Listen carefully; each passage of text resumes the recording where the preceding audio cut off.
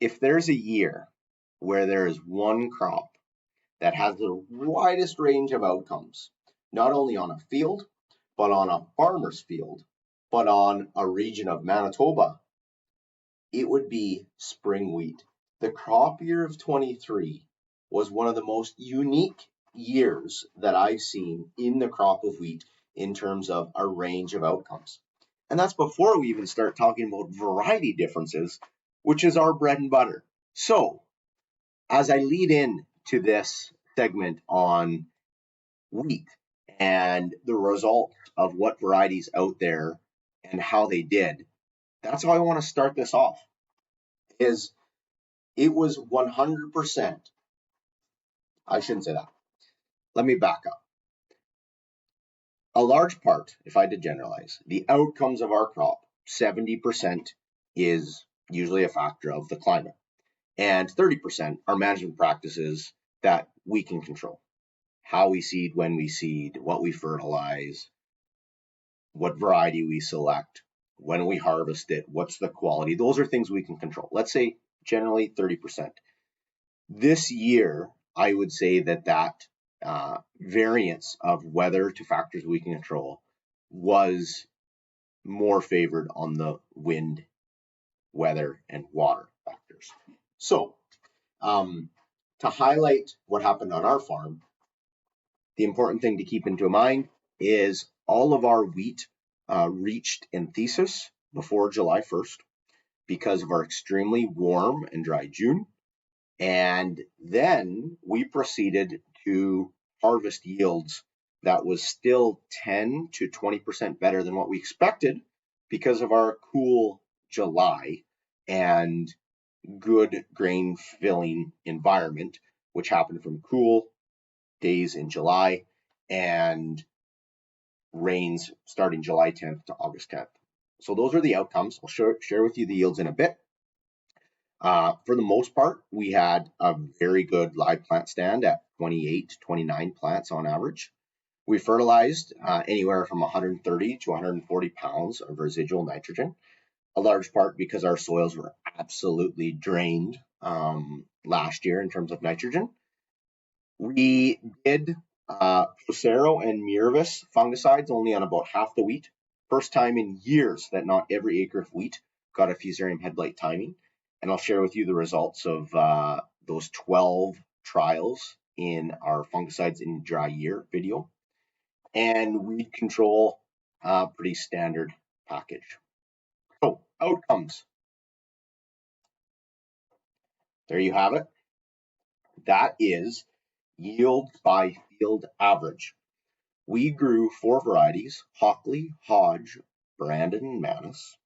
Other varieties that are still a staple in our retail include Faller, Starbuck, a lot of Starbuck, and a little bit of Rowan still. So those are the varieties that are still in the SKU for the retail. And what did we see? Yields anywhere from 37 to 61 bushel an acre. Unfortunately, that farm average did fall around 53, which was well into crop insurance from an overall standpoint. But what we got was still 10 bushels more, 20%, maybe that's exaggerated, 15% sure more than we expected to get based off the plant stand that we had. The wheat was very short. It had a lack of tiller development due to that warm June. And so we had a very low head count per acre in order to maximize yield. We did end up with a lot of residual nitrogen in our soil, which just tells me that all of the moisture we brought up was from much deeper in the profile than where our nitrogen was present to produce that yield of 50 to 60 bushel an acre. Density is unreal because we did have 2 inches of rain from July 20th to August 10th. And we've cleaned some of these varieties already. It's December 4th. And we are seeing TKWs as high as 38 and 39 grams per 1,000 kernel. So because of that, we should be able to set our crop up for a great start next year. So the question you're going to ask is why the range in those yields? And for the most part, that's the difference between the north side of our farm getting a little bit more rain in a thunderstorm lottery in June than the south side. But crop rotation, residual nitrogen, early planting, all those things played into why some varieties did a little bit better than others.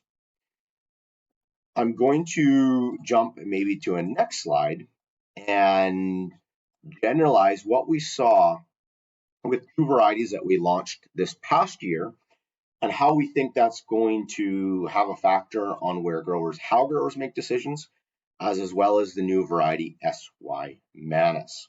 So Hodge and Hockley were launched last year to our growers, first time.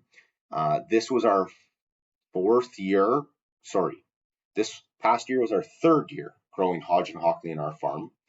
And if I had to generalize with what we heard from our growers and from our farm, we saw Hockley perform a little more consistent than Hodge. Now, because of that variability in weather events, most growers had a very tough time deciphering which variety was the best. But consistently, Hockley received the most positive feedback compared to growers' favorite varieties such as Brandon or Starbuck, compared to Hodge.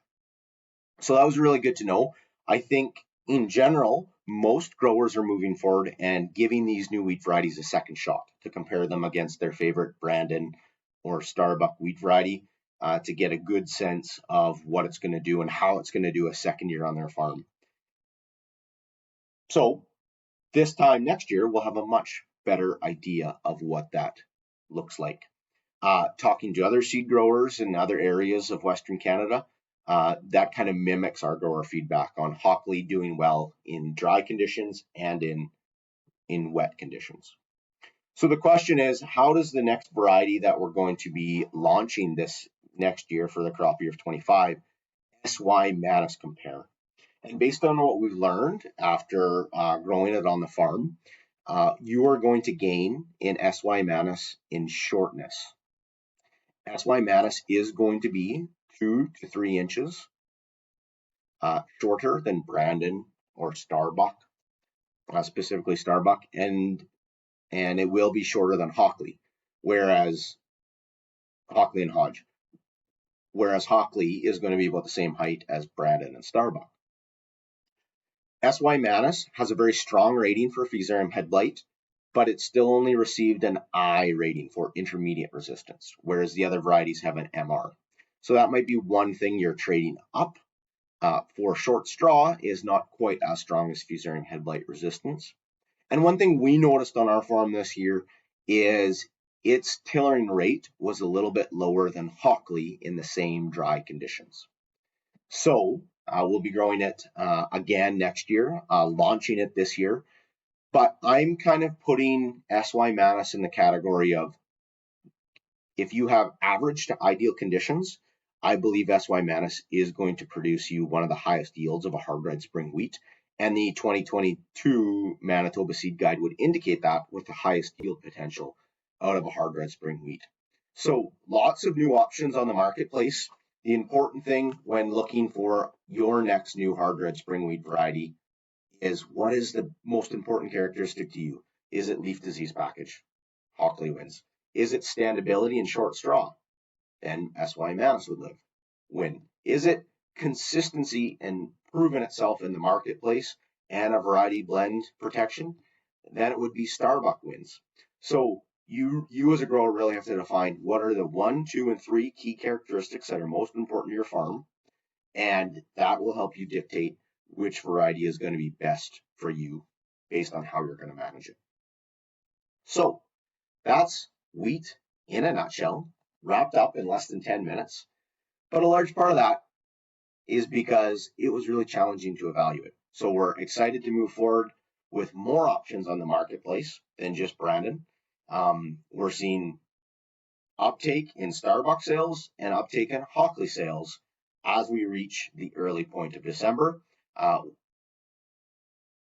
And time will tell which one is going to be the clear winner with extra years of replication. Please feel free to reach out to us and tell us how a new wheat variety did for you on the farm. we're looking forward to having 2 and 3 years of data to really evaluate which one is going to be the difference maker in terms of acreage and most popular in the future. Until then, don't forget, we love wheat.